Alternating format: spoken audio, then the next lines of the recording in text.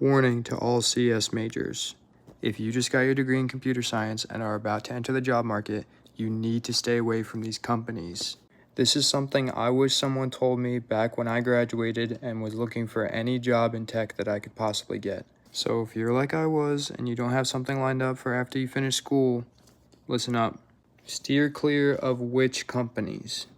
Which stands for Wipro, Infosys, Tata Consultancy Services, Cognizant, and HCL Technologies.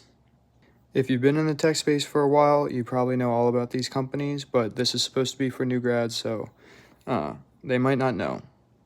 One thing nobody tells you, even though the name which only references 5 companies, there are countless companies out there that follow the exact same business practices, and their businesses are basically modeled after which. So regardless of the company name, just look out for these red flags in your job search. So the product or the service that these companies provide is you, the developer. You're usually signed on as a subcontractor and deployed to their clients. These clients can be any kind of real, legitimate employers, and the role is usually a contract, short-term gig, anywhere from 6 months to 2 years. The hiring team will usually reach out to you first and butter you up as best as they can. But they're also very present on every job board there is, and usually very quick to respond when aspiring developers apply.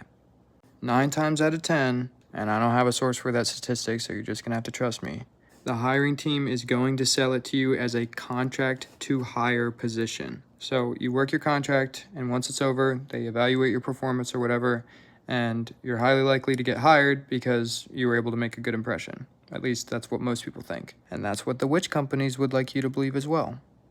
The pay is usually low for software developers. To make up for this, they will usually offer training for the role. It's either paid or unpaid, and they're going to sell it to you as something that's highly necessary for you to be successful in tech. That part definitely varies depending on the company. But here's the catch.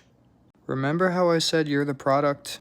Well, the reason they approach you, the reason they offer training, and the reason that they pay way below industry standard is because that client actually pays the witch company a certain rate and you get a cut of that. So you might be making $25 an hour, but the witch company is making $50 an hour and paying you a fraction of that. Don't put up with this. You deserve better. Everyone deserves better than that. And that client has no real intention of hiring you, I promise. They just wanted the labor. Subscribe for more